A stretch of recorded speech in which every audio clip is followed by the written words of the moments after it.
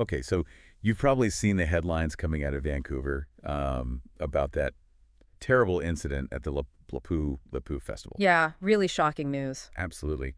So today, we want to kind of go beyond just those initial flashes. Yeah. We've dug into a BBC News YouTube transcript Right. that covered some of the very first reports and reactions as they were happening. Right. And our goal here really is to unpack the key facts as we knew them then, understand the immediate shockwaves, and look at how people started processing this awful event.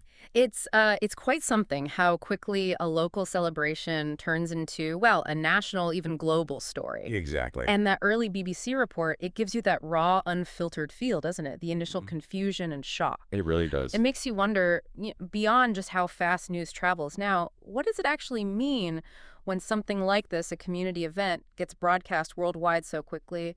Does it change how we sort of collectively deal with these tragedies? That's a really heavy question to think about. Yeah. Let's start with what those initial reports actually told us. The breaking news itself is just devastating. Reports of multiple people killed, many others injured, Yeah. a vehicle driving straight into the crowd at this street festival. Unbelievable. And the Vancouver police, they confirmed it pretty quickly and said they had arrested the driver. Mhm. Vancouver's mayor, Ken Sim, his reaction was immediate too, called it a horrific incident, Yeah. said he was shocked, deeply saddened. And you could sort of piece together the scene from the descriptions too, right? Police tape, lots of emergency vehicles. Yeah, the transcript mentions that a significant emergency response already there. That immediate reaction from the mayor, from the city leadership, it really sets a tone, doesn't it? It does. It underlines just how serious it was from the very start. His words kind of reflect that collective gasp, that pain of a community seeing violence erupt where there should have been joy. And it wasn't just local leaders. The impact went national very quickly. Right, the prime minister. Yeah, Mark Carney. He put out a statement on X, formerly Twitter, said he was devastated by the horrific events. Mm-hmm. He offered condolences directly to the victims, their families, and specifically mentioned the Filipino-Canadian community. Said the whole country mourned with them. That's significant, that specific mention. And he also thanked the first responders. Said they were monitoring the situation closely. That quick national response, it really shows how deeply this resonated well beyond Vancouver's city limits. Yeah. And highlighting the Filipino-Canadian community is important too, acknowledging the cultural context of the festival itself. Definitely. Historically, these kinds of cultural events are huge for community identity.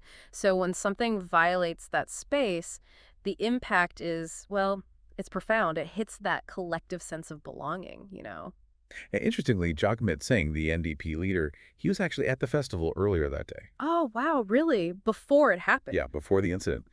He later expressed just how horrified he was learning about, innocent people being killed and hurt. That adds a very personal dimension for a political leader like him. The transcript also mentioned the upcoming federal elections in Canada, but it was very clear, stated explicitly, that there was no known link between this tragedy and the election at that time. Good, they made that clear. Important to avoid jumping conclusions, especially early on. So let's talk about the event itself, the Lepu Day Festival.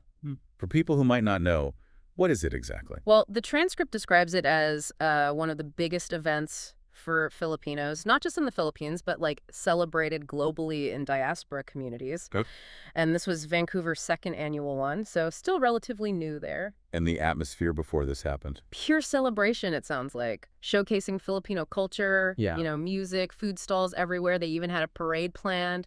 Just a real moment of community pride and togetherness. Right, which makes what happened next even harder to comprehend. Understanding that context is so crucial. It wasn't just a random street gathering. It was deeply meaningful. A cultural celebration. So to have that space dedicated to joy suddenly become a scene of such horror. Yeah. It's incredibly jarring. Turning to the specifics of the incident, the timing was around 8:00 p.m. local time. Yeah, about 4 hours before that initial BBC report we're drawing from. And the scene. Extremely busy, apparently. Thousands of people celebrating, packed streets.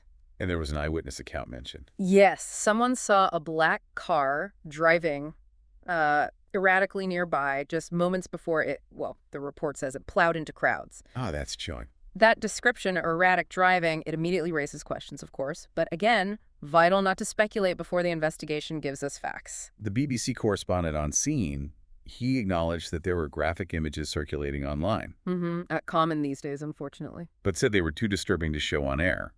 Instead, he gave a verbal description of the aftermath. And what did he say? He reported seeing bodies strewn across the road, emergency services working on casualties, people running, screaming, in shock.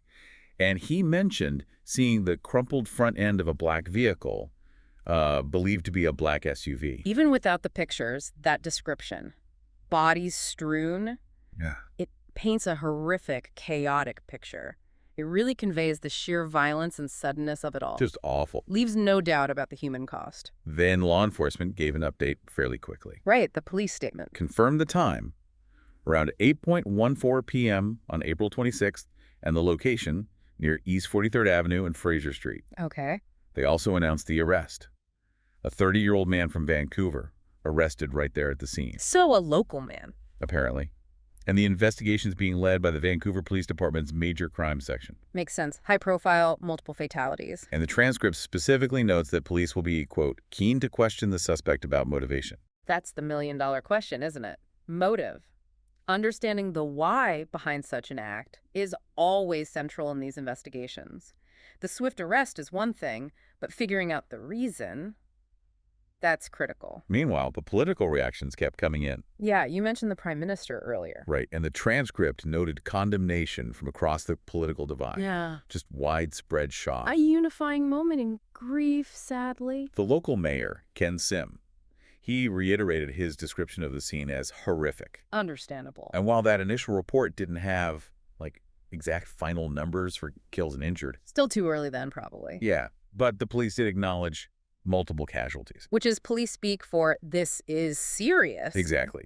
Signaling it was a major incident, likely with, unfortunately, high numbers. That term multiple casualties really tells you, even without specifics, the scale they were potentially dealing with. And there was another eyewitness account mentioned later in the report that just hammers home the human tragedy. What was that? This person said they looked up the street after it happened and just saw body after body. Just gut-wrenching to even hear that recounted. Mayor Sim's full statement, which came out a bit later, really tried to capture that gravity.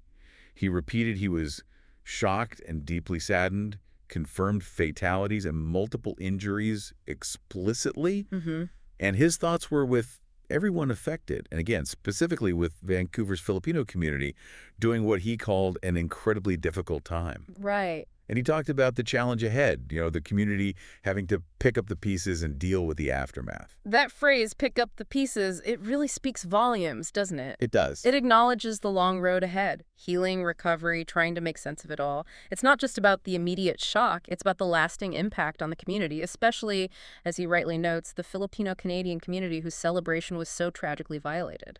So, wrapping up what we've covered in this deep dive, based on that initial BBC transcript, we had this vibrant Lapu Lapu Day festival in Vancouver. A real community highlight. Turned into a scene of absolute devastation when a vehicle drove into the crowd, multiple deaths, many injuries. Yeah. The immediate aftermath was just shock, grief, a massive emergency response, and reactions pouring in from local and national leaders. And a suspect quickly apprehended. Right, a 30-year-old local man arrested, and a major police investigation kicking off, focusing heavily on finding a motive. Exactly. That initial snapshot shows a city, a community, a nation, really, just reeling from this sudden, seemingly senseless violence. Yeah. And the speed of it all, the eyewitness reports hitting social media, the official statements coming out, it really does underscore how complex it is to process news like this today. It really does. And when you think about how quickly something so joyful, I mean, the gathering specifically for community and connection,